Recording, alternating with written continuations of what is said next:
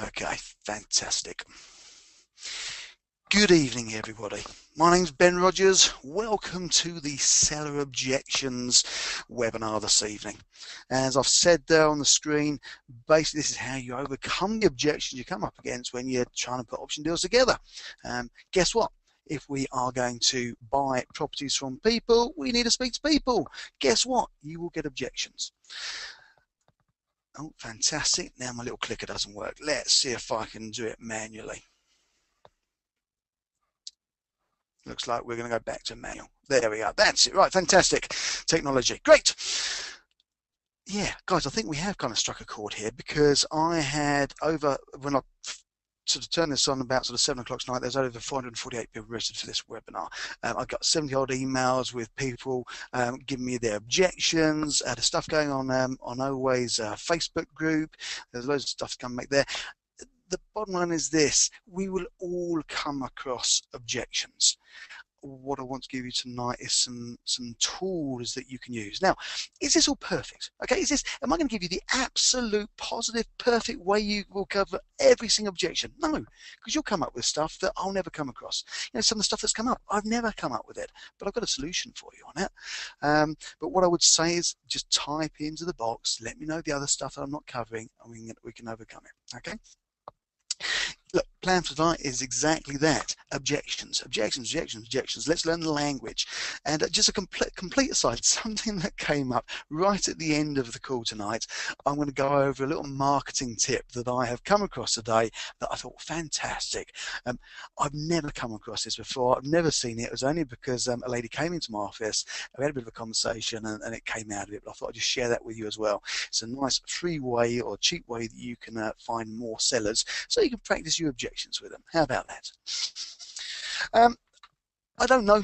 A bunch of you I recognise on the call here tonight. I can't see all your names because there's so many of you, but a bunch of you I know. So great to see you. Some of you will know me, some of you won't. For those of you who don't know who the hell I am, 30-second soundbite on me.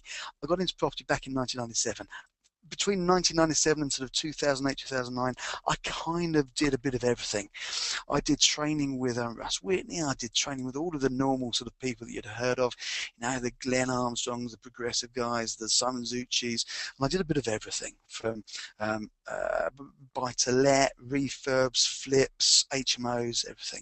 Everything changed in the credit crunch for me because I couldn't actually get 3 mortgages going through in the credit crunch. At that stage, I went back to my shelf help, blew off the dust and thought, what the hell am I going to do now? And that's when I started doing options.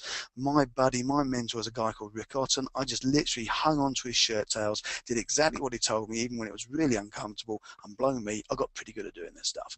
And as I say, I'm just a bloke who learned from a bloke. All right, there's nothing special about me. I'm just somebody who just niched in a particular way of doing things and got out there, got on the coalface and did it. All right.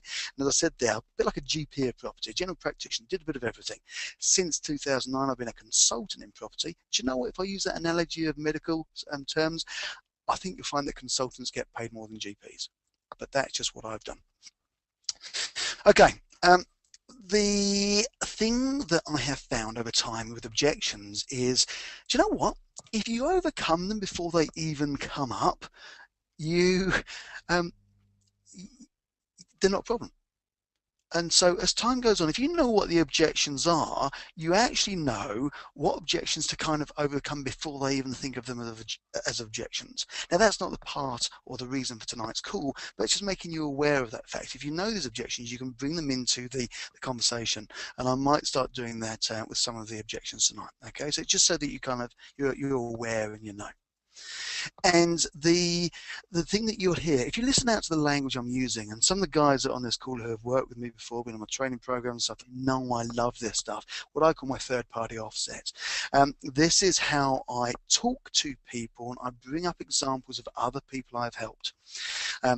Then, when I'm floating ideas across the table about a solution that might help somebody, guess what? If they reject it, if they object to it, if they reject it and don't like it, it doesn't suit them, guess what? They're not rejecting me. They're actually rejecting that other thing that somebody else decided it was right for them. All I then need to do is find another solution to their problem. So you'll hear me use some third-party offset stuff tonight. So listen out for that language. And guys, can I just kind of, you and I have a bit of a reality check here, and that reality check is really this. When you're talking to people, and although this stuff is going to work for all of the property stuff you do and all the seller negotiations that you're going to do, you remember that I have got a bit of a focus and a niche and a laser focus on options and installment contracts and assisted sales, etc. But the question is this: whenever you're talking to somebody who's trying to sell their property to you, and listen to that for a kickoff, they're trying to sell their property to you. It's not you a case of you trying to buy their property. That's an interesting mind shift change, isn't it? When you've got people trying to sell their property to you, who else is standing up behind you? Who's lined up outside the house waiting to give them wads of cash to buy the house? So the reality check is this: as investors, we tend to chase after stuff thinking that, well, we've got to do it, and we're hoping that somebody's going to say yes. The reality is this: there's a whole bunch of people out there who can't sell the house, and you might just be the best possible solution scenario for them. So just you take that on board, and sometimes you actually need to give that reality check to the people that you are buying houses from. All right. And can I just say, I get this time and time again on my trainings, people, if you can't make it work, look for something else. There's so many houses out there. There's so many properties that you could be working with. If it's not working on a particular property because they're not motivated enough, go and find another one. There'll always be another property that's easier to do. You've just got to find what it is. And that comes down to your marketing, that comes down to experience, that comes down to identifying that actually is it worth you working with this person. Are they motivated enough? Does that make sense? If it makes sense, just say yes. If it doesn't, ask the question a bit more. And again, I get lots of people ask me, what area should I be looking at? I'm just getting into this. What should I be doing? How can I how can I find the right place to do this? Guys, it doesn't matter. Wherever you live, you can do this. If you live in the centre of London, it works. If you live up north, it works. If you live in the depths of Wales, it works. If you live at the four corners of Dover, Cornwall, John O'Groats, whatever it is, it works. You just need to find the person who's motivated and wants to sell the house. I'm not necessarily talking here about people who are desperately financially strapped. I'm talking about people that have a reason to move on for one reason or another. Could be they're emigrating, could be they're moving because they've got a new job, could be they're going through a marital split, could be they're getting together with a new partner, they've got a spare house, could be they're a retired landlord. This isn't about financial, it's about the reason they're motivated to move on. You just need to find them. All right? And can it be a cheap old property, or it can be a multi-million-pound property? Absolutely yes. Same reasons applies to why people want to sell those properties. You just need to come up with a solution, be the doctor of property, and solve that problem. Okay, does that make sense? Does that kind of explain what I mean by it works anywhere?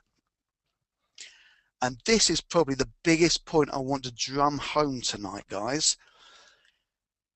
We all have our flipping investor hats on. And do you know what the problem is here? We come up with every single flipping excuse, and not sort of excuse, every objection in our head as to why this wouldn't work, most of the time before we even get out there and start talking to people.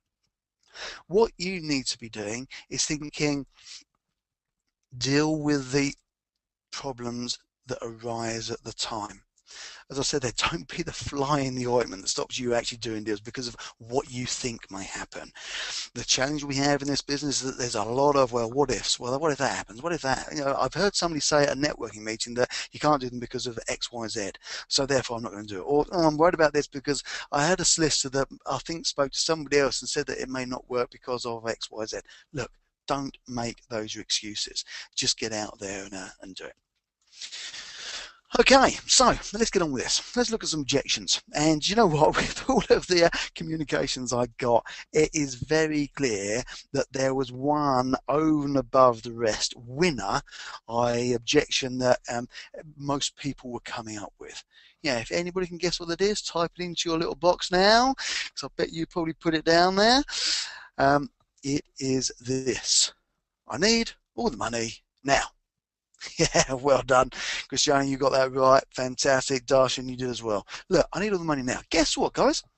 Every single person I speak to start off with needs all the money now. It's exactly where you start. Every single property that I've transacted with on an option or installment contract or on sister sale, they all needed the money right there, right then. It's funny that, isn't it? And guess what? All of those people that I've transacted with, they didn't get all the money. So what changed? It's perception. A lot of it is a case of they think that's what they want. So here's an initial kind of conversation you can have with them. Let's say, and we all talk about this £100,000 house, don't we? Every example, every training program you've ever been on, there's always a £100,000 property. Well, let's use that same £100,000 property here tonight. I need all the money now. So the conversation I might have with them was, look, do you know what, Smith, I'm very, very simplistic when I think about properties. Take all the emotion out of it, and really what you've got is a box, okay? Take out the fact that you've decorated that box, and, maybe you've seen your kids grow up in that box, and, your dog is in the garden of that box. It's just a box. And you want to sell that box for some reason. That box is made up of two parts. It's made up of a cash bit and a debt bit. Do you know what I find is that actually the debt bit, which it's probably you've got a mortgage on the property, the debt bit's not really what you care about, because when you sell that house, that debt bit goes back to the mortgage company. So it's actually the cash bit that you're interested in. So just if you don't mind me asking you a question, Mr. Smith, how much is the cash bit that you'd get if you sold your house for £100,000 a day? Now, what we're doing here is quite a psychological thing. We're breaking it down. If the cash bit was only £10,000, what are we talking about now? Are we talking about £100,000 or are we talking about £10,000? We're talking about £10,000. And that psychologically is a lot less of a decision to make than a £100,000 decision. Well, it's only £10,000. Now, I need all the money now. I then want to start asking the questions about, well, that's great. Do you know what? Everybody I speak to wants all the money now. Do you mind if I just ask you a question? What are you going to use the money for once you actually sell the property? And then you start delving into what they can use that £10,000 for. Do they need it for a deposit on a new property? Do they need it for a deposit on a rental place? Do they just want to put it in the bank? Do they need it for their kids' school fees? What do they need it for a new car? Then you can understand what they're going to be using that money for. Now, if I need all the money right now, I need to work out how they can get it. And there's a bunch of ways that I can do that. So I can say, do you know what? I was speaking with Mr. Brown, who lives up in Birmingham, and do you know what? Sitting here listening to you, listen guys, third party offset, listening here and listening to you tonight, Mr. Smith, it reminds me of how we helped Mr. Brown just recently. He had a very similar situation. We had a property that had a small amount of cash bit that in fact he wanted out of it, and do you know what we did was we found a way of getting that cash bit to him. And what we ended up doing was he actually came up with this idea. He said, look, as long as you can make the mortgage payments on my property, I don't care what happens to that bit, as long as I get my cash bit. Fantastic. Now, a bunch of good questions coming already. What if it's a big cash bit?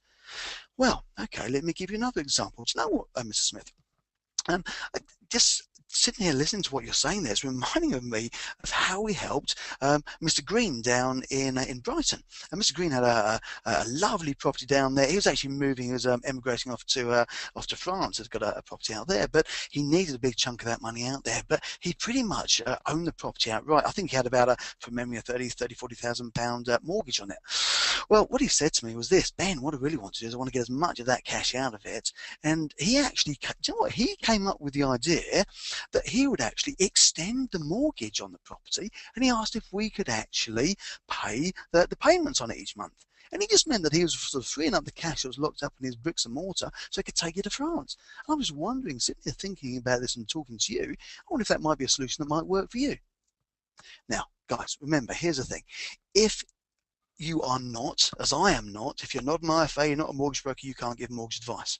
But can I float an idea here about what somebody else did and how that worked out for them, and how we managed to babysit the payments on his new mortgage, and how we could get the balance of that cash bit out at some stage in the future? Okay, so it's all about how you come up with a solution that works. And do you know what? If he rejected an idea, has he rejected me, or has he rejected the fact that Mr. Green down in Brighton did that? Okay, so that's what you're doing. Then you just come up with a new solution.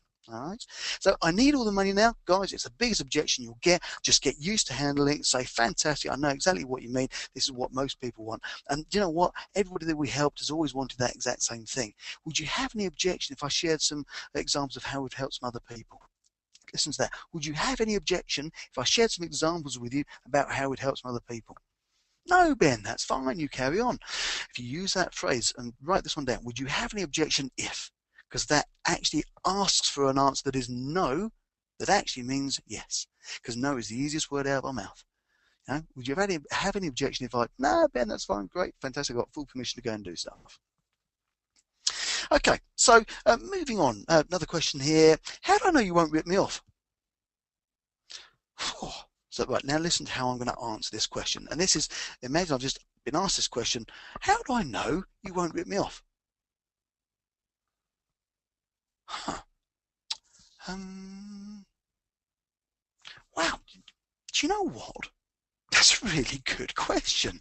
Do you know what? I've never been asked that question before. Let me have a think.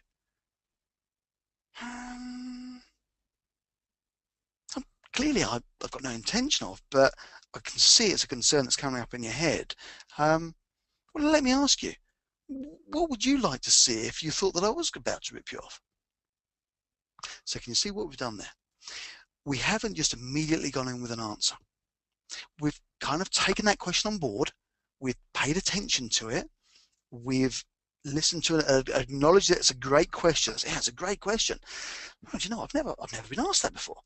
So now they start questioning, and based on the fact that I've done a whole bunch of these and I'm the expert sitting there about to help them, if I've never had that question before, it's like, oh, well, was it actually that an important question? It's never had that one before, probably it's not that relevant.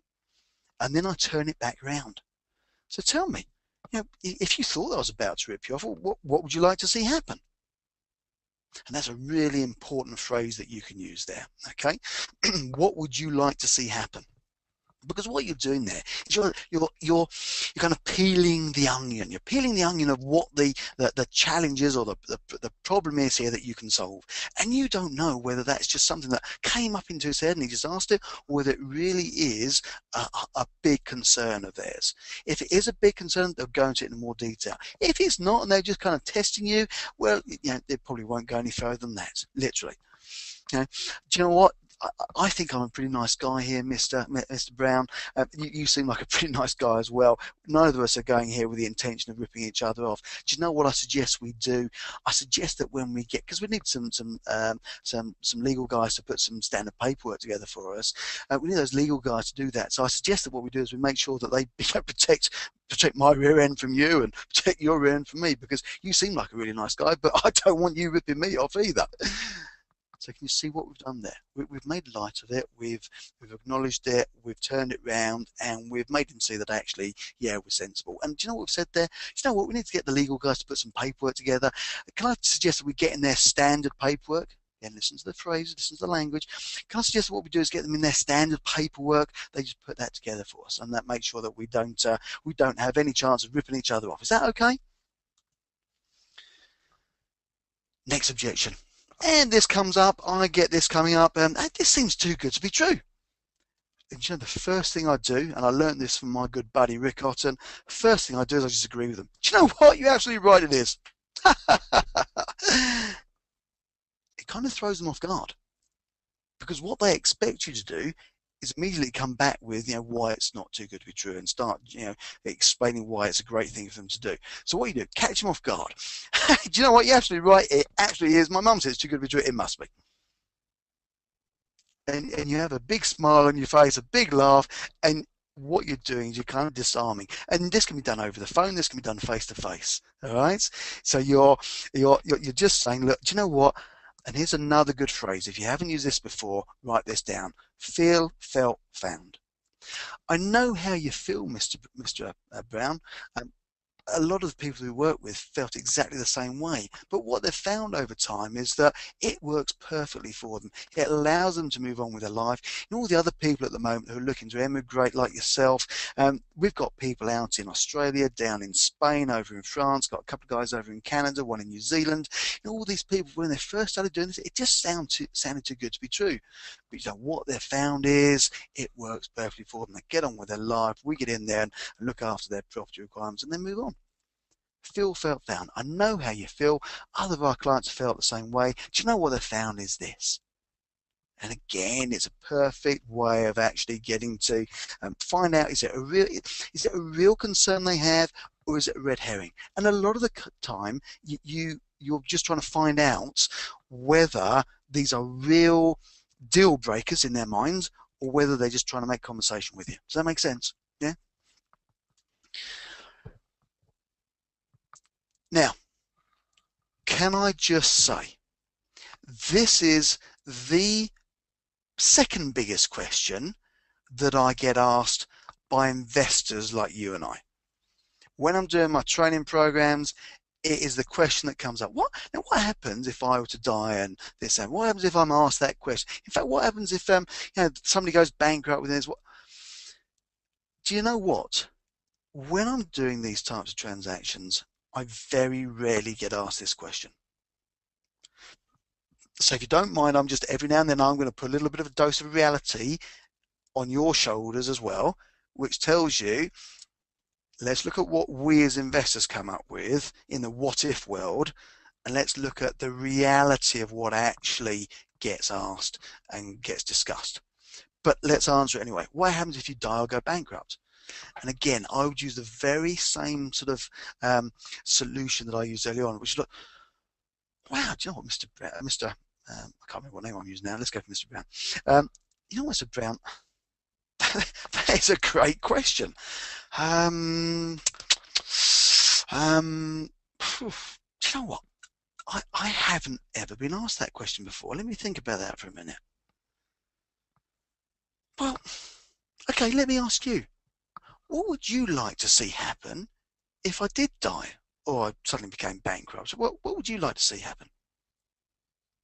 Now, what will actually happen, and this is my experience I'm just sharing with you, what they'll normally say is, well, I want to make sure that somebody's going to buy the property, or I want to make sure that I'm not suddenly going to get the property back and it's going to cause me a problem, or I want to make sure that it's not going to be a financial issue as far as I'm concerned. Then I might go on to the conversation, well, do you know what, I'll have to check, but I'm sure in our the standard legal paperwork the solicitors put together, I think it just goes on to, if I die, it's just my estate that then becomes responsible for it. That's what would normally happen. Or, do you know what, as you probably guess, it's not me that's going to be living in the property. It'll actually be somebody that's going to be sort of buying the property from me. Now, let's face it, if I die, well, guess what? They've just got a relationship directly with you. And do you know what? Actually, it might be a way that you'd make even more money. Now, I don't want you to take that on board and start feeding me poison or driving that big red bus at me, Mr. Brown. But no, I understand what you're saying. You'd like to make sure that you're covered. And I think the standard stuff in the standard legal paperwork just covers all of that. I suggest we make sure that it is. Is that okay? Okay, so there you go. It's a case of you, again, setting the mind at rest, asking them what they'd like to see happen. That question, what would you like to see happen, is going to be a key question, a key conversation you're going to have with people. This comes up every now and then. You're going to have a variety of different sellers you're going to work with. You're going to work with sellers who want to go and buy a new house and just can't sell the house because they want to move on. You're going to work with people who just want to sell and go into rented. You're going to find that there are people who are emigrating. You're going to work with landlords who are fed up with being landlords. And you're going to have all sorts of things. But let's just use that niche group that really wants to go and buy a new house. So I need another new mortgage for the house. So another mortgage for the new house. Won't they stop me? And again, do I listen? Do I take, is that like a listen, attention, identify that it's a great question? Okay, yeah, do you know what? That's a good point. I'm just thinking about somebody who worked with just recently. They were over in is Hornchurch in Essex? Yeah, over in Hornchurch, and they had a similar thing. Now, what happened was that when the standard paperwork was put in place and we were babysitting their mortgage for them. Again, listen to the wording, babysitting their mortgage. And the word babysitting, those parents of us that are on the call here tonight, we've all had babysitters look after the kids. We trusted them. We expected our kids still to be alive when we got back from the pub. Well, if we talk about babysitting a mortgage, subconsciously, babysitting is absolutely fine. So question, they asked us to kind of babysit their mortgage, and they were moving on to the new place. And the standard paperwork we've got, it just sort of said that we're responsible for paying the mortgage every single month. And I think from memory, what they did was they showed that to their mortgage broker, and that was fine with the mortgage company because they could see they weren't relevant to be responsible for paying it. And I guess it's like these landlords out there, Mr. Brown, where you've got more than one property, haven't they? Got lots and lots of properties, and I guess that their income isn't the important part on that. It's the fact that somebody in that rental property is actually paying it. Well, I guess that's for the situation we'd be in here, would be responsible for it. And then I might even say, look, do you know what? I've actually got a couple of residential mortgages, and that's absolutely fine. And me personally, and I know a lot of other landlords I know of, they've got lots of properties as well. So it's clearly possible. I suggest that what we do is we help your mortgage broker understand what we're doing here so that he can make sure he finds the right mortgage company for you that can work with you based on the fact that you've still got this property as well. Does that sound like that could be something that could work for you, Mr. Brown? So can you see how you're overcoming this stuff? It sounds very conversational, I hope, and that's the way that I think it comes over a lot of the time when I'm speaking to people on the phone or if I'm speaking to people face to face. But these are all objections that, once you know what these are, and you'll have a record of these, and I'll get the hard copy out to you as well. Once you know what these are, you can start directing your conversation to them before the objection even comes up. So you slip it into the conversation. And again, it's all about that third-party offset. When we were working with Mr. Green down in Brighton, this is what he did. Can you see how that would help you? Now, I put this in there, but actually this is probably more, no, I was thinking it's more sort of tenant buyer or buyer, but actually it is seller, isn't it? What happens if the house isn't worth enough in, say, 5 years' time? You're still going to buy it from me. So, do you know what, again, great question. Do you know what, Mr. Brown, I'm loving the fact that you're coming up with these questions, because it really does sound like you're thinking about what could happen. And I know that if you're not thinking about this stuff, it's never going to work between the two of us. I suggest that what we do at this very early stage is we make sure that both of you and I are covering all of the possible eventualities so that we know exactly where we stand. And I'm going to tell you there's going to be complete transparency about what I'm doing with your property. And look, can I just ask here, would you have any objection if I make money from your property long term? Is that okay? If you ask that question, you will always get the answer, yeah, you do whatever you like, Ben. Yeah, make £1 million from it if you really want to. But as long as you give me the price I want for it, I don't mind what you do with it. And so back to this objection. What happens if the house isn't worth enough in, say, 5 years' time? Are you still going to buy it from me? Well, I'm guessing. Can I rephrase that and sort of put that question back to you, Mr. Brown? Is what you're saying, once you walk out of this property and give me the keys and take your furniture out of here, is what you're saying, are you just not going to have to think about this again? Because if that's what you're asking, the answer is yes. It's going to be absolutely nice and simple for you. So if let's say that the property market, I'd love to tell you, Mr. Brown, what the property market's going to do. If I knew that, I would make an absolute fortune. Fortunately, I don't. Neither you nor I nor anybody else really knows what's going to happen. We can make educated guesses, but we don't really know.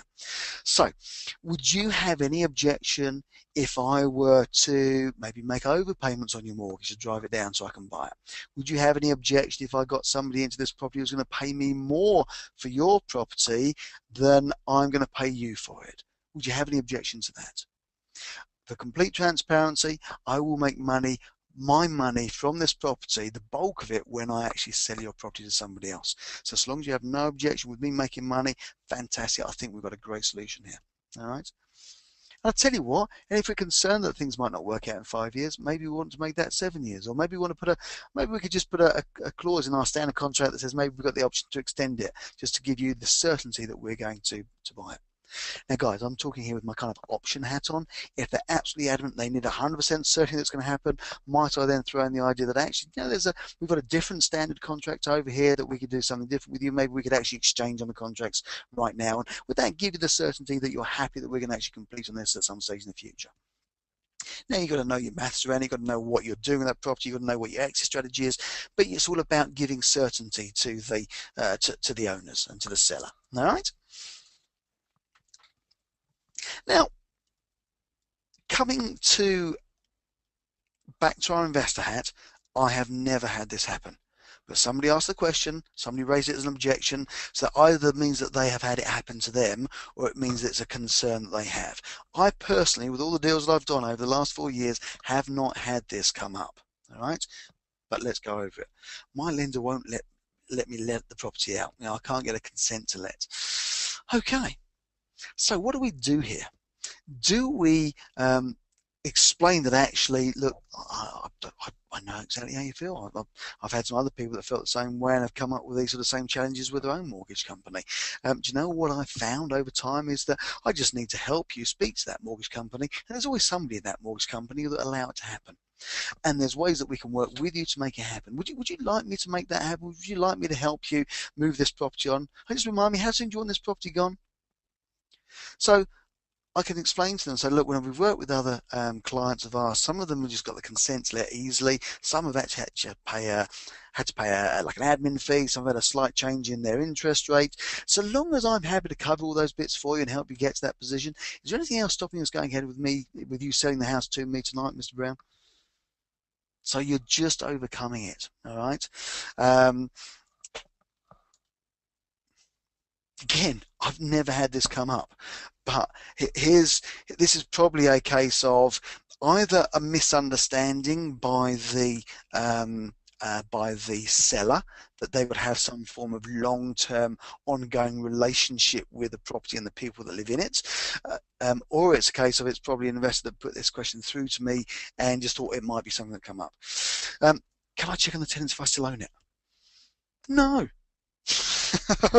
Because the reality is this: what I've found with all the people that have sold their property to me on option style contracts or installment contracts or whatever, they've gone.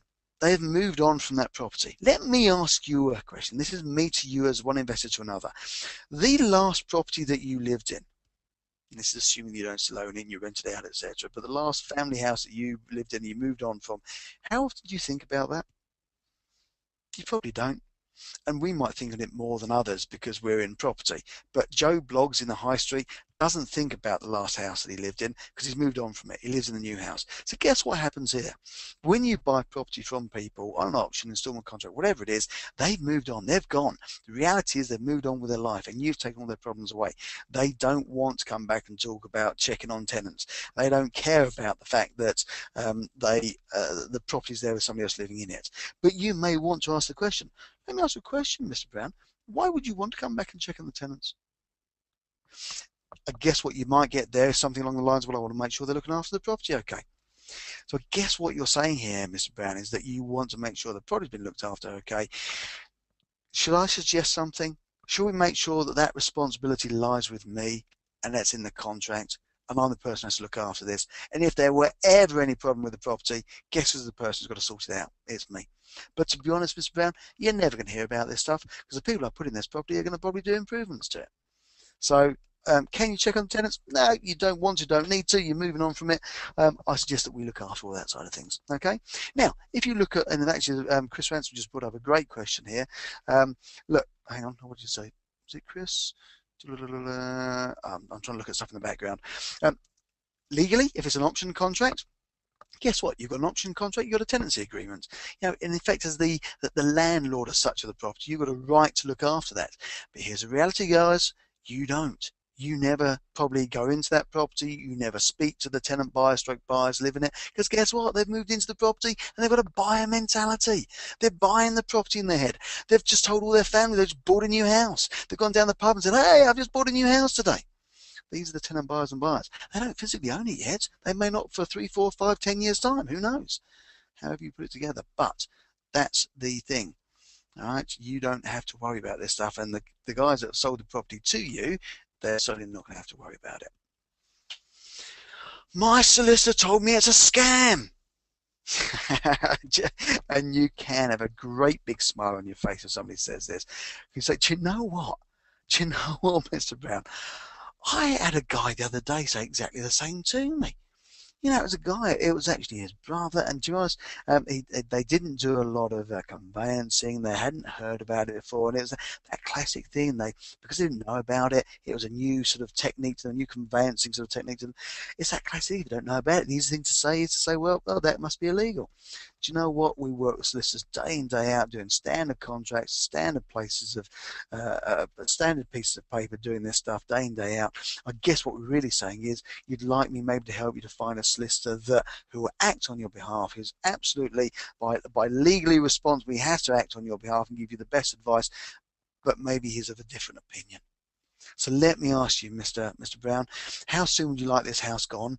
and would you like me to put you in touch with a couple of solicitors that do this stuff day in, day out, understand the paperwork, understand the concept, and can explain it to you and tell you what the risks and rewards are? Would that work for you?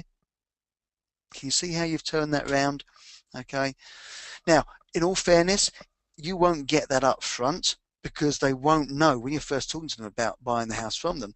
They won't know that what their solicitor thinks. It'll only be if they absolutely adamantly insist on using their solicitor, who's, you know, the guy around the corner that only does legal work for criminals and has never done conveyancing in his life before, who hasn't got first clue about conveyancing or what on earth an option or an instalment contract is.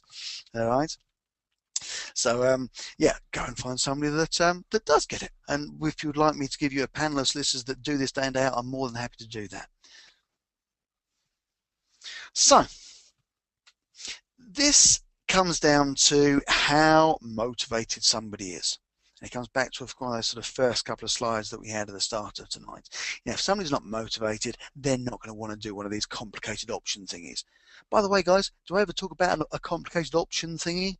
No, I just talk about how I can help them move on with their life, and how we can do the standard paperwork that allows us to babysit their mortgage, you know, give them their cash bit, you know, now or in the future, and get them to move on with life and get them what they want, solve their problems. Why would I want to do one of these complicated option things when I can just sell the property and get all the money in now?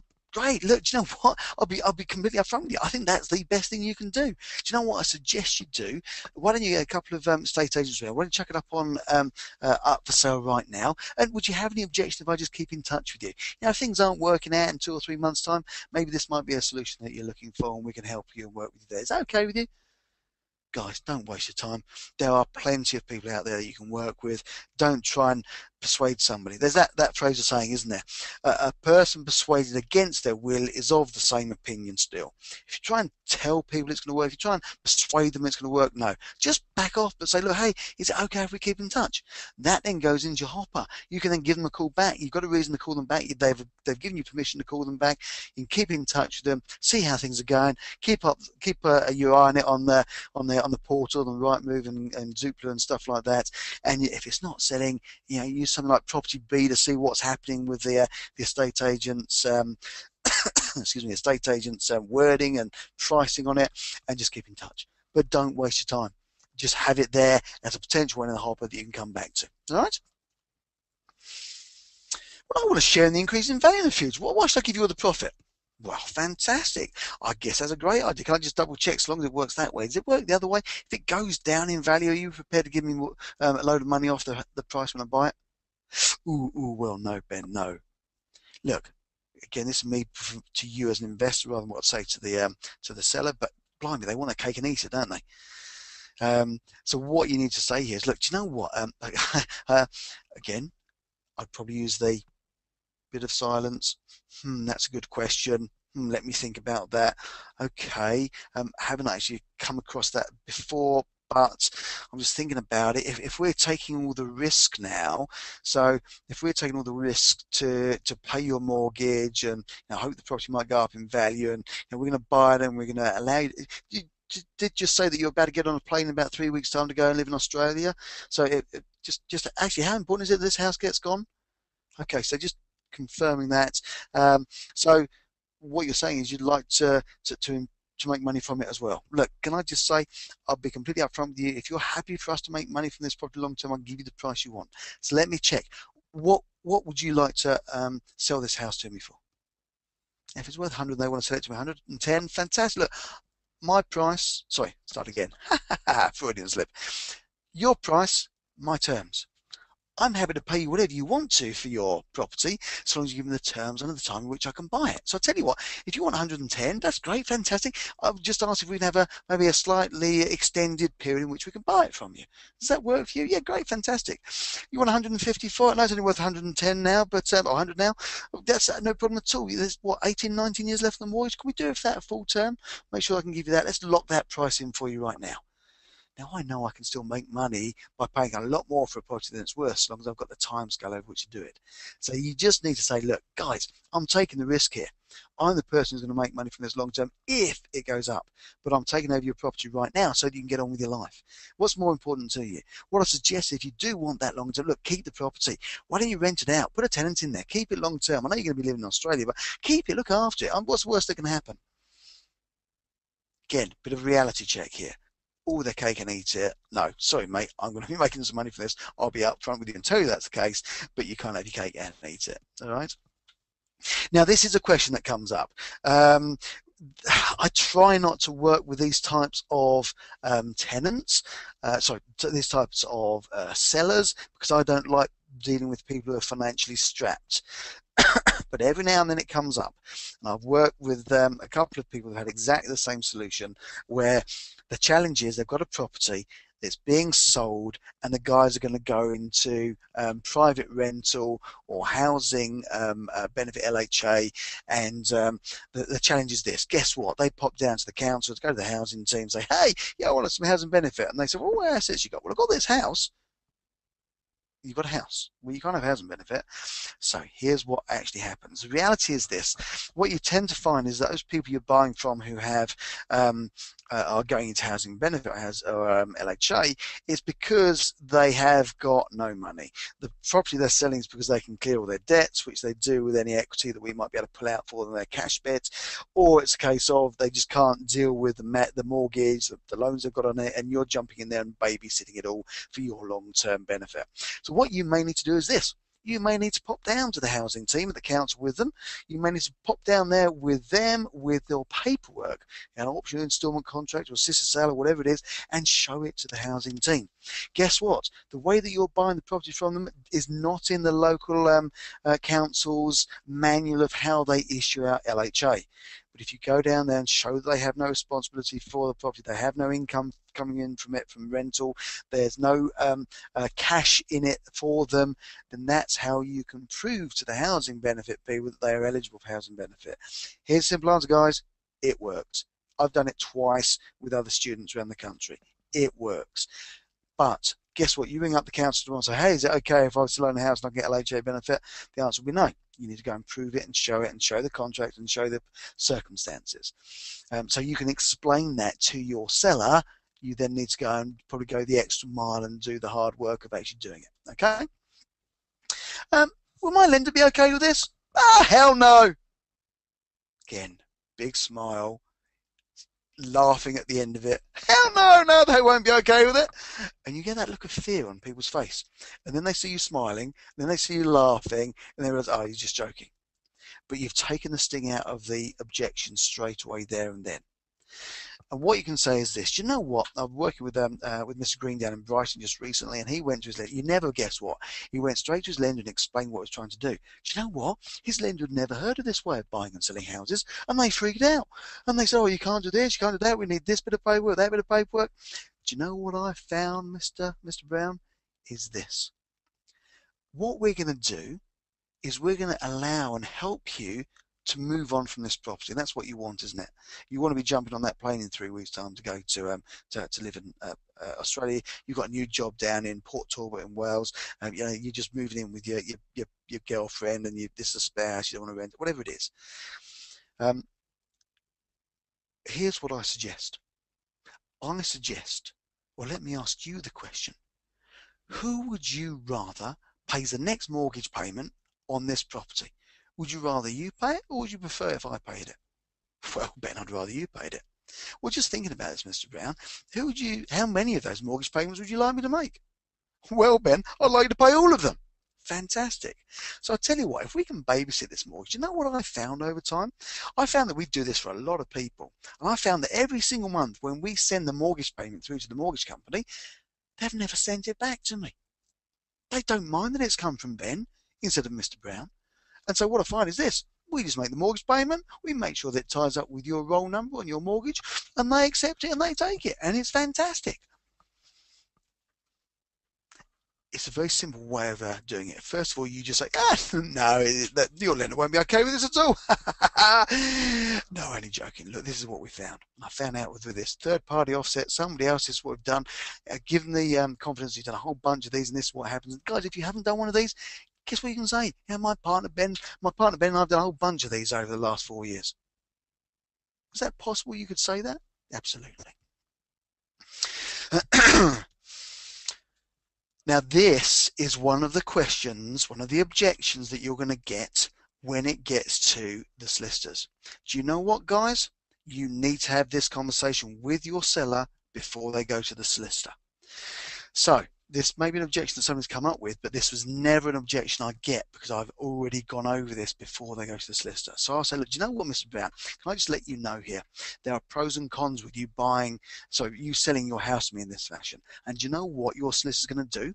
Your solicitor is going to come up with all of the bad reasons why you shouldn't do this. Don't worry, that's what they're paid for. They're there to actually make sure that you aren't doing anything wrong. But that's exactly what they do, come up with all the reasons why not. And to be honest, if you're buying a house normally, you're probably one of those home reports or reports from the solicitors.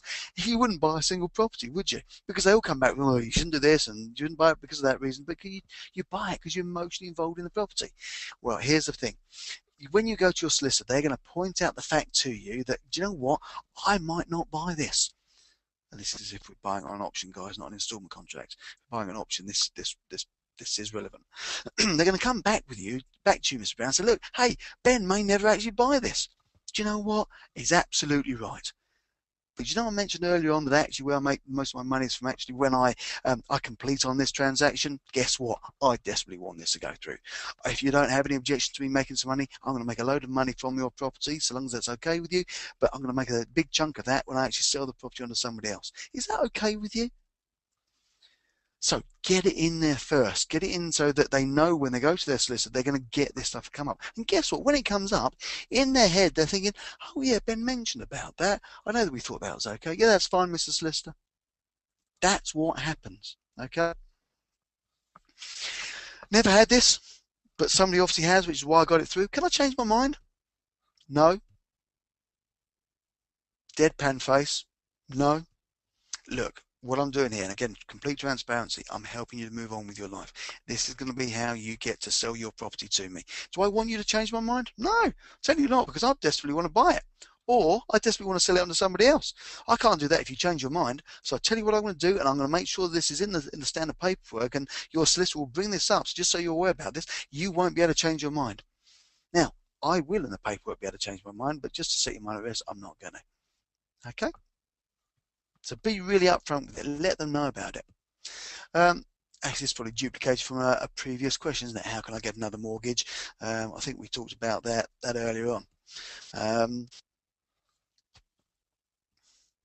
Oh yeah, this is a great one. And guys, this does come up quite regularly. How do I know that you'll actually make the mortgage payments on my property? What happens if you miss a mortgage payment?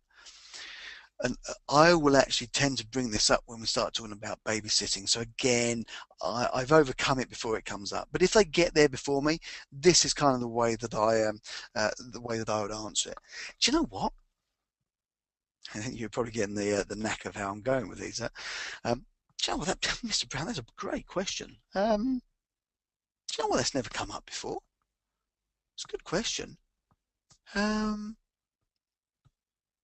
Well, look, here's the key thing, and this is why this is going to be important to you. If I miss a mortgage payment, that's going to affect your credit rating. So I guess, is that why you're asking this question? Yeah, blooming good question. So I'll tell you what, if I can feed it back to you, I guess what we're looking for here is a solution that you know that I'm going to make that mortgage payment every single month. Let me ask you a question, Mr. Brown. When is your mortgage payment due each month? Well, it's due on the 26th of the month because I get paid on the 25th. Okay.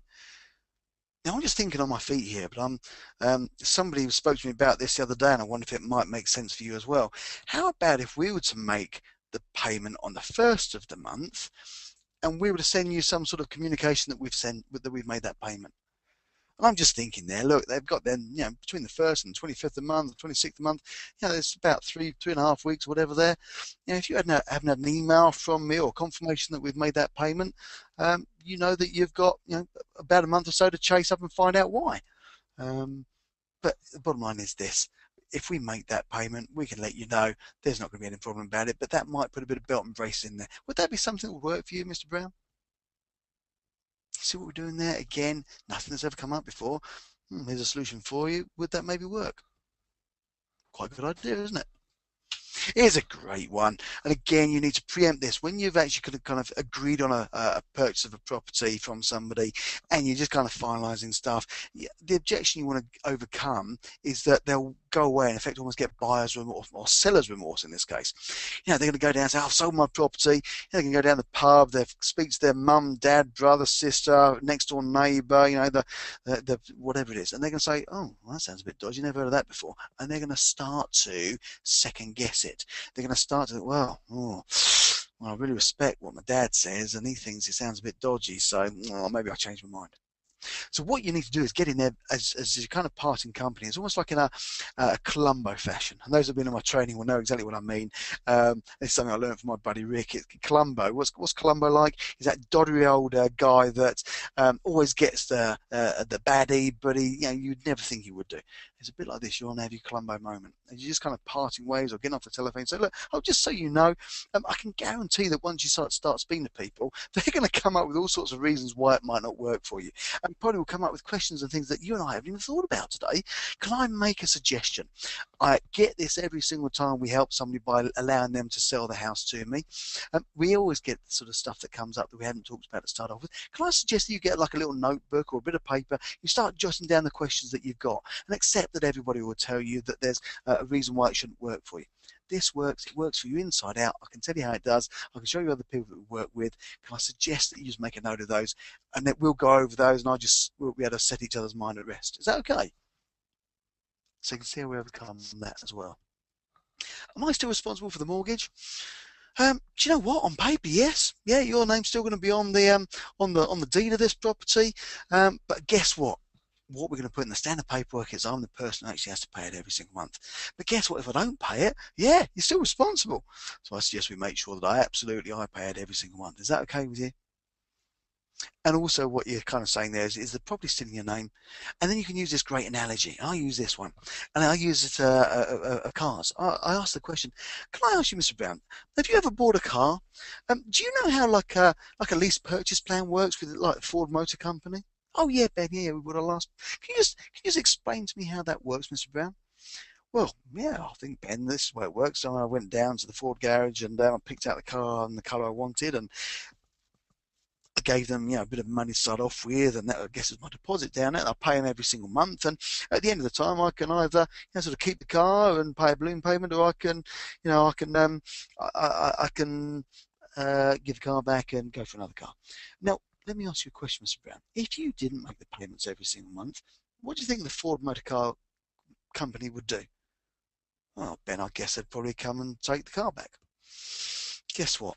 If I don't pay your mortgage, you've got every right to come take the property back. How about that? But guess what?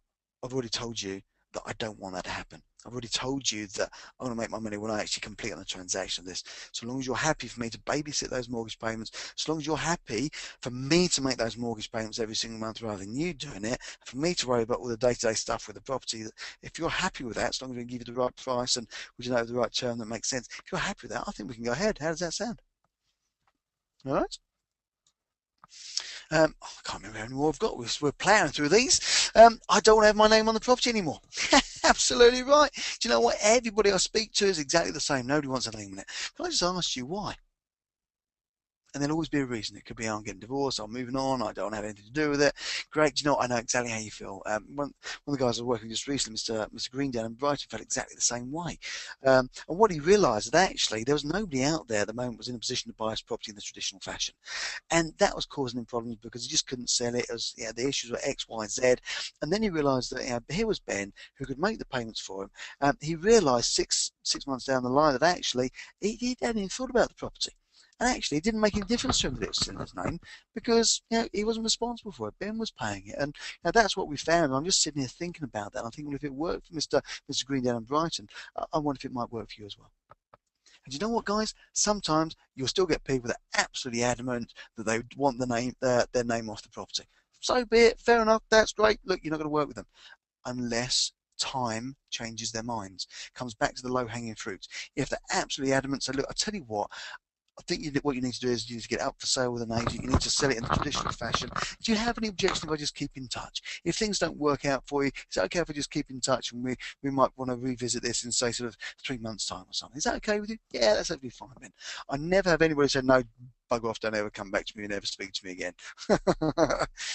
And again, this is kind of the same sort of process. Why have I got to wait all that time to get my money? Well, look, to be honest, I'm taking your property on. You've explained what it's like. It's a great property, but this is what the situation is with the market. In fact, the market's conspiring against you at the moment because nobody's out there in a position to buy. Remind me, what was the reason you said that people can't buy?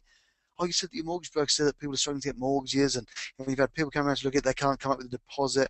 Yeah, we're getting the same story all over the place. So really what we need to do is we need the market to change. But I think from what you said, you don't really have the patience or the ability to wait for that to happen, and you really want to be kind of offload this and get this property gone straight away. Well, look, I'm in a position that I can help you with that by taking the property off your hands. I can give you the price you need. We can do it over the terms that work for us. So in effect, that's why we need to wait 3, 4, 5 year money. 3, 4, 5 years, whatever the time is, 18 years, it doesn't matter until you get your money. And you just need to then work out, hey, look, if you're leaving money in there, could you then go down the conversation of, well, look, you're leaving some of your cash within the property. What do you want me to pay you for leaving that cash in there? If it's only 10 grand, it could be a repayment on that each month, an interest. If it's 100 grand, it could be again an interest on that, and in effect it's almost like seller finance for you. Yeah, great, go for it.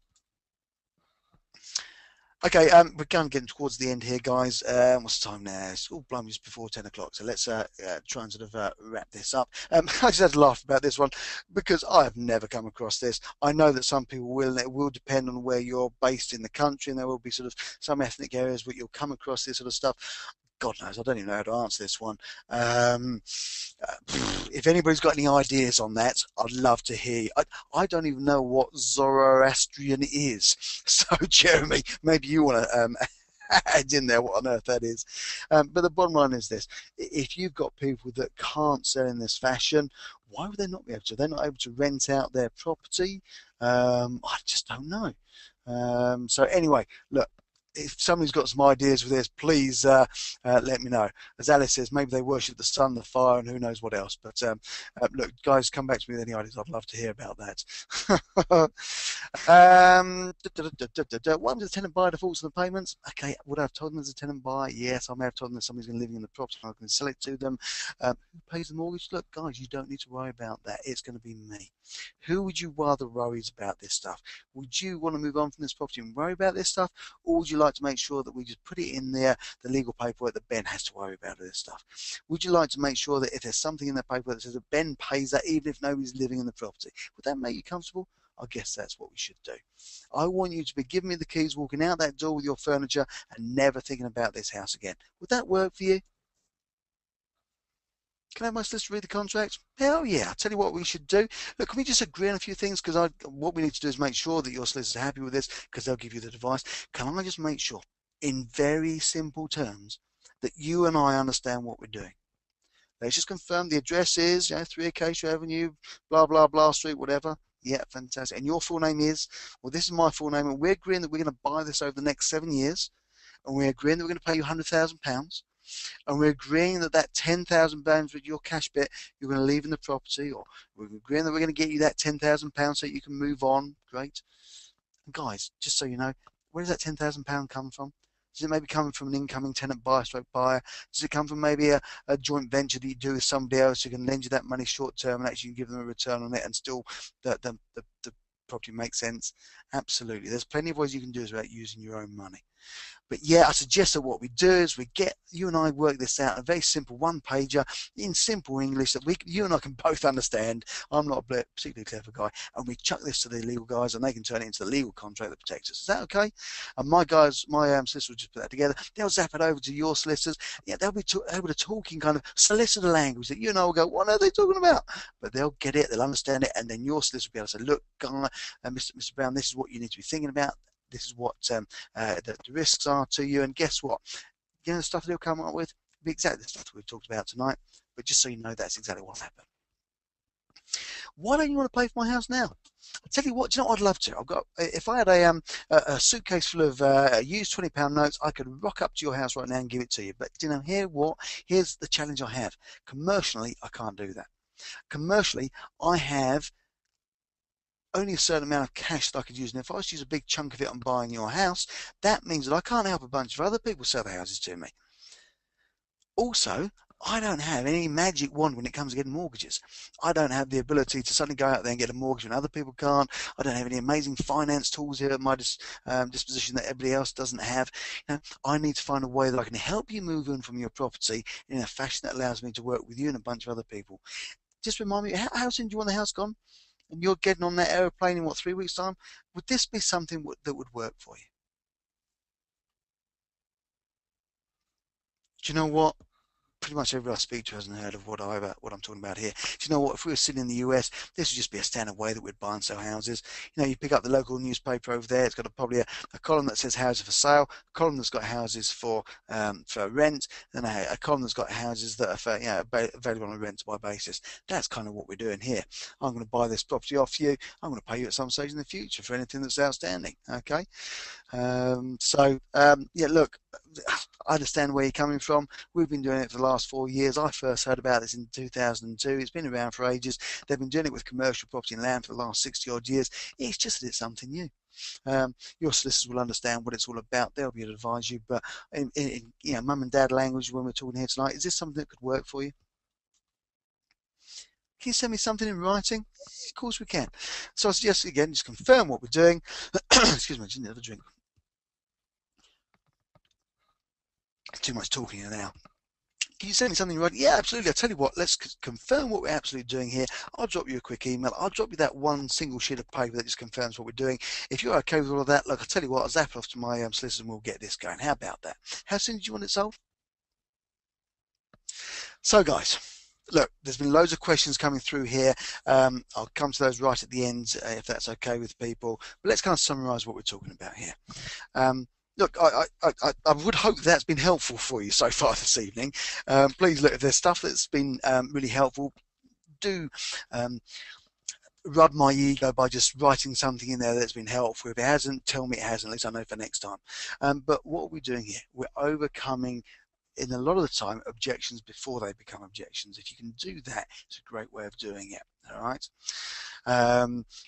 You heard me using third-party offsets. It's a great way of doing this because you're using other people's examples. It puts people's minds at rest because they think, oh, well, somebody else is doing that. And they think, well, if you say this, it works. If it could work for somebody else, maybe I thought it could work for you. And they're thinking, well, yeah, maybe it could. And sometimes you have got to give them that real sort of, you know, in their face dose of reality. Look, guys, who else is there sitting behind me? Who's queued up outside this this property to actually buy it from you? All right, who's ready and waiting? Who's got the mortgage? Who's gonna buy it? Who's got the mortgage, the deposit? Who's ready? You know, what's the market like? How many other 3-bed properties are in this street within, you know, half a mile of this? What's the competition? Who other people are trying to sell the same house at the moment? All right. So dose of reality time. This is a way that it can work for you. And guys, don't chase the toughies. Chuck the toughies into the hopper and deal with them as time goes on, because time is the great solver of all known problems. Time will change their motivation. Go and find an easier deal, but keep in touch with them. Don't do what I did in the early days and forget about that one. Don't do what most people do and never follow up on their previous stuff. Make sure that you've got a way of doing it. All right. And so again, sort of in summary, some of the phrases that we're using here, oh, that's a great question. Or, you know, I know how you feel. I felt the same way. What other, or, you know, I know you feel. Some of my clients have felt the same way, but what they found is, or, I've never been asked that one before. What would you like to see happen? Okay, and that is going to, it's almost like in a Monopoly fashion, it's a get out of jail free type card. Yeah, because you can say that at any objection, any question you get asked, because that's going to allow you to overcome their objections, get them to think about it, allow you to see whether it actually is a real objection or whether just it's a red herring, and to see what their thoughts are on it. Okay, so guys, look, I really hope that has been helpful tonight. You can imagine in an hour long, God, I could hardly. I've been 10 to the dozen sort of tonight, and if you haven't heard every single bit, great. You'll be able to go back over this and listen to it again, and pick up the stuff. There's a particular objection. I've got loads of questions that have come down here, so I can, if I don't get through those tonight, for those that can stay on the call, I can include it in the document that I'm going to put together, and I'll get out to you, so you've got a hard copy of this stuff as well. But you can see that this is stuff I haven't learned overnight. I haven't made this stuff up. I've learned this from all the training courses that I've been on over time. I've learned it by having my own mentors. The key one here for me is Rick Ott, and I've just literally hung onto his shirt tails and just done everything he told me I should do. And most of it has been bloody uncomfortable. But guess what? The more I do it, the more it becomes natural. And I think for those guys, I don't know if anybody's on here who is in my office on Saturday. I did a deal clinic, which is literally me just jumping on the phones and talking to people and trying to find motivated sellers and doing deals. And you know what? Throughout the whole day, we only probably had about 6 real phone calls with people that we had a sensible conversation with. Of those 6 phone calls, we did 2 installment contracts over the phone. That this stuff is easy when you've been doing it for a period of time. And what I want to kind of empower you with tonight is a bunch of the language that I use, a bunch of the techniques that I use, because I learn it from somebody, you can learn it from somebody. So hopefully that's been really, really helpful tonight. What I'd like to do is I'd like to take the opportunity of just kind of, can I share with you? Most of you guys know that I do training. I do a bunch of different things. You'll see loads and loads of stuff out there that is free. If you go on to my Facebook page, if you go onto my YouTube accounts, there are loads of resources out there. A bunch of you will know that I do a daily property diary, and it kind of gives you an idea of what I do day to day. It's real life in the trenches type practical applications and social proof that this stuff works. Because until you see that it works, a lot of the time we don't believe it, and I certainly didn't in the early days. I only had this crazy Aussie guy who was talking to a load of kind of Australian at me, mate, and it took me a while to sort of get my head around it. But there's loads of free stuff out there. Go and Google me, go and find me on YouTube, go and type into YouTube, Property Diary and Property Diary 2 and Ben Rogers Property, all this sort of stuff, and you get loads of free stuff out there. But there'll be some of you on this particular call who know that this is your strategy. You know that actually buying property without mortgages, without deposits, maybe you've got a slightly less than perfect credit rating, whatever it is, if you're struggling to get mortgages, etc., this could be something that's of interest to you. So if you've got no objection, that's interesting, we're using the same stuff for you now, aren't I?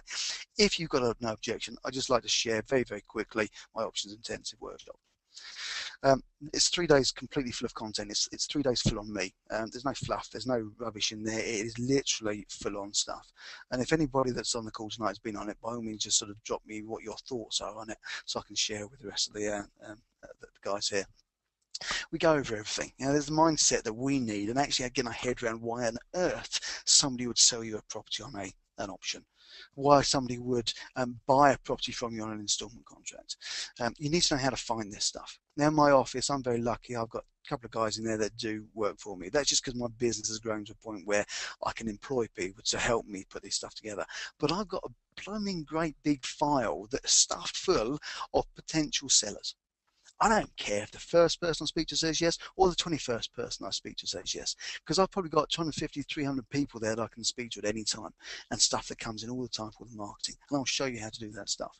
We'll do a bunch of practical sessions throughout the program.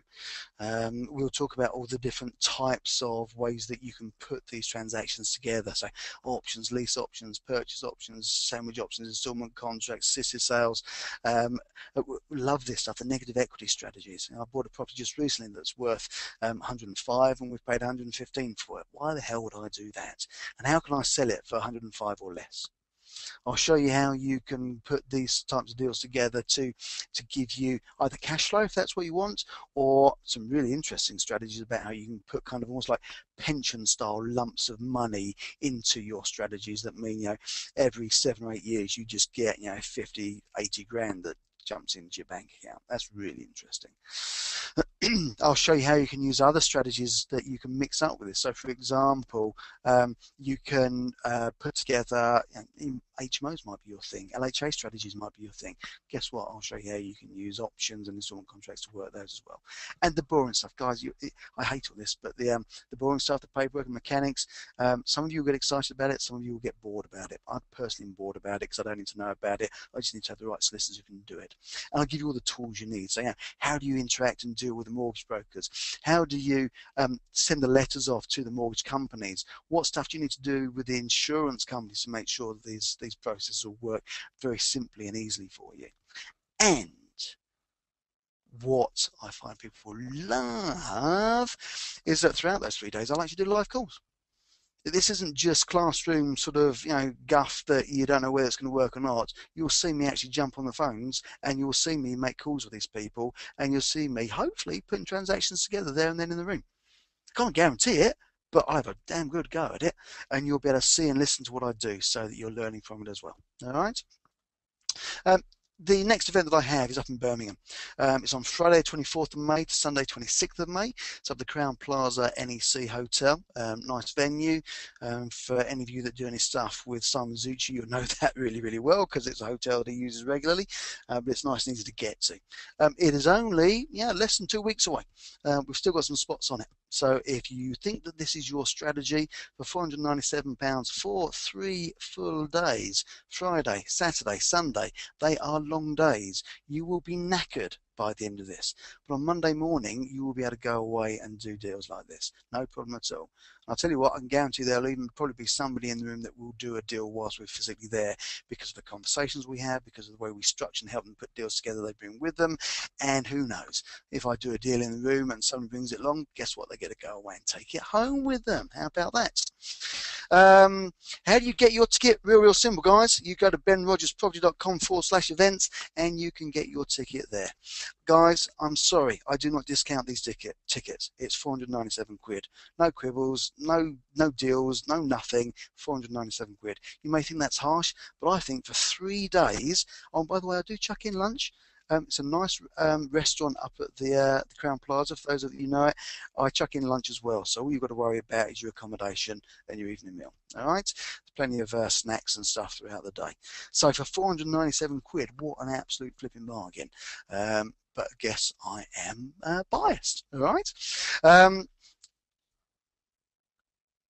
I'm going to make it kind of a bit of a no-brainer for you because I'm not going to discount the price, but I'm going to chuck in some extras for those of you that do actually think, right, this is a strategy for me. I do think Ben's the right guy to teach me. I do need to get on with this, and actually I can get on with it pretty darn quickly. Would it help you if, because I do a lot of recording of the phone calls that I make to people, and I use that with my students. Would it help you if I could send 10 of those to you? Would it help you if you could see me doing these calls? Would it help you if you could see me overcoming these objections in a live scenario and doing real live calls all over the country, even up in Northern Ireland, up in Scotland, down in South Wales, all over the place? Would that benefit you? If you think it would, and you book this before midnight tonight, I'll send you 10 of these seller call videos tomorrow morning. So you've got now, between now and the event, start going through them and start getting your head around them. And after the event, on top of what you get with the event as well, I'll give you another 3 months worth of email support on the deals that you're doing. And what that means is that you'll actually be able to actually come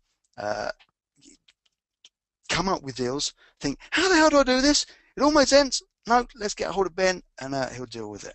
And thank you, Amandeep. I appreciate that. Fantastic value. Too cheap. Yeah, you're right. It is too cheap. 497 quid. Heck, there are other courses out there that are only 2 days that are at £2,000. You're not going to miss out on this. So once again, there's the link to secure your ticket. Go to that link now. We're having a few challenges earlier on this week, but the web guys tell me that's all been sorted out. Can somebody just check it for me? Can you just check? Can you click on that? Can you just not click on it, but can you actually put that into your browser for me? I just want to make sure it is going to the right place. benrogersproperty.com/events. Can you just let me know, is that going there? If you can just type in there so I just know that it is definitely going there and there's no problems with it, because it was earlier on.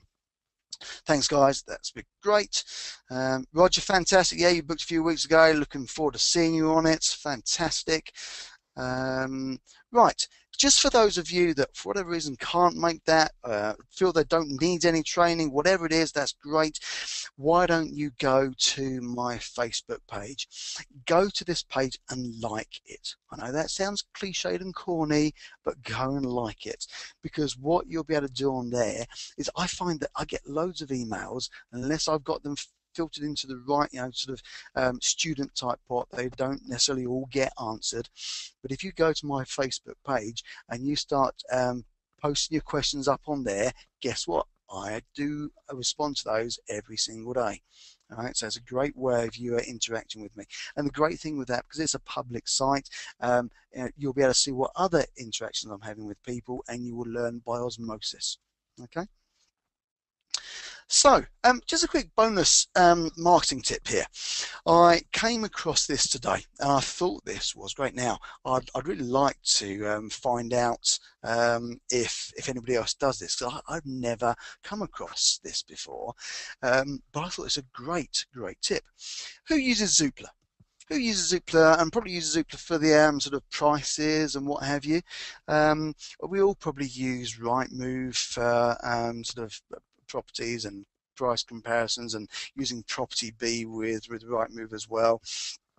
Well, look, hey, this is a great way of doing things. I thought this worked really nicely. The Zoopla lady popped into our offices thinking that we were an estate agent. Great, you know what? I got a bunch of freebies. I got some pens. She even brought me an umbrella in. Fantastic. But she showed me something. I thought, what a great idea. If you go to Zoopla, I'll tell you what. Let me just try something. Let me see if I can make this work. Can you see that? I don't know whether you can. You should be able to see now my web page. So this is Zoopla. All right. And now, if you click on current value, just click on current values. Let me just do it whilst you're watching. It brings up this, and you'd normally put in your address there, and you kind of get a market value estimate of what the property's worth. Look down here. This bit down here, latest tempt me prices. Does anybody use this? If you do, can you just let me know, because I've never seen this before. I thought it was great. Look, you can click on these. So let's just, this is I don't know, let's go to the East Midlands. Let's go to, I don't know, Northamptonshire. Down on the right hand side here are some latest tempt me prices. So let's click on here where it says Northampton tempt me, see more prices, and this now brings up a little page here. Now this is fantastic. I don't know how quickly, I hope this is working on the is this working? Can you see this, guys? I think so. Now what you got here is a bunch of property. These properties are not up with estate agents. These properties are properties that aren't available via estate agent, but they've come to Zoopla and they've put in there that, you know, if you could get this price for thy house, they'd be interested in maybe marketing it. And do you know what happens with Zoopla if they get that? And somebody then, maybe somebody sees these and clicks on it and says, you know, tell me more about it, or gets property details. Again, that all comes to Zoopla, who don't want to deal with this, so they then send it out to the local estate agent. Well, we don't want to do that, do we? What we want to do is think, well, hang on a minute, let's have a look at this. Now, okay, this is done in price value, so I'm just going to click on this property here, and let's click on this one. I have no idea where this is. Knights Hill, Neasby, Northampton. Now, the first thing that's important here, guys, the whole property address.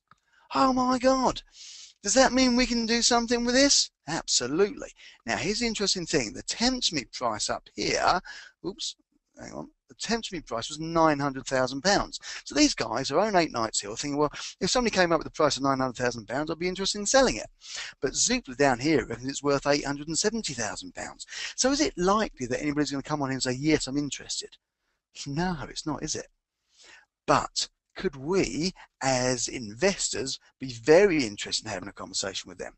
And one of the things that I'll show you on my training program on the Options Intensive is exactly how you do this, exactly how you do my 3-letter campaign directly to this. And you've got the address. It's fantastic. So could you go to them and write them a letter saying, hey, I see that you've got your property up with Zoopla on the Tempt Me version that you might be interested in selling at £900,000. I also see that Zoopla only think it's worth about 870. Out of interest, if I could give you £900,000, would you be interested in selling your property to me? Now it's a fishing game. Who knows how many people are going to say yes, but you think it might get you in a position of having a conversation with them? Are these properties on the market or off the market? They're off the market. Oh my word, this is a great tool. Is anybody using this? Does anybody use this? If they have, please write in there, jot down that they're using it and how they're using it. But I just saw this today and I thought, oh my God, there's Anthony in my office. Guess what he's doing over the next week? He's doing a shitload of letters out to a whole bunch of people that want a lot of money for the houses. And can we, using these techniques, buy property in negative equity? Or can we buy property that's worth a lot more, or buy it for let me get my teeth working. Can we buy property that is worth less than what they want to sell it to us for? So there you go, guys. That was just my my thought of the day, my sort of great little oopsie daisy. Let's get that working again. That was just my my extra. I'm trying to change my that's probably screwed up your screens. It all gone weirder there. Yeah, it has, isn't it? There you go. So I thought that that'd be interesting. Having found it myself, I thought, great, it's a great tool that I can use. I thought I'd just chuck it out there as a tool that you guys can use as well. Guys, I really hope that that has been helpful. We have gone over time quite significantly. It's 10:20. I don't know about you, but I'm fairly tired. I hope that's been a great bunch of information. I hope you've enjoyed the stuff that I put out there. I will get out to you over the next couple of days a recording of this, subject to the fact that it's all worked out in the background fine. I get the recording out to you. I'll get the hard copy of all these objections and all the other stuff. If there are any other questions, now's the time to do it. Thank you very much, guys, for your feedback. Yeah, look, thank you very much. Yeah, brilliant. Thanks for the tip. Yeah, great, that's awesome. Nice webinar. Thanks, Mervyn. Tony's asking if I do mentoring. Yeah, obviously Roger and a bunch of others of you have booked on the events. Look forward to seeing you there. Yeah, Christina, obviously you were there on Saturday, so you saw me put the two deals together on the phone. So that's great. Guys, I just hope that this has been good. Can I suggest that rather than me now go through all the other questions that have come up on here, I'm going to add any of those questions into the hard copy document. My voice is about to give out. I'm going to mute myself now. I would love to see a bunch of you that could come along on the 24th to 26th up in Birmingham. It's going to be an awesome 3 days. You'll go over loads more techniques, strategies, and everything else that you've heard tonight. I'm going to say good night. Thanks for your attention. Thanks for your questions. Thanks for spending time with me this evening. I'm going to put myself on mute, but I will leave this up for the next 3 or 4 minutes. I just would love your feedback on what you thought about tonight. I would love your feedback about any of the questions that I maybe didn't answer tonight. I'd love your feedback on whether you're coming along to the event on at the end of this month. So my name's Ben Rogers. This has been benrogersproperty.com. This has been the seller objections webinar. I look forward to speaking to you all soon. Cheers, guys.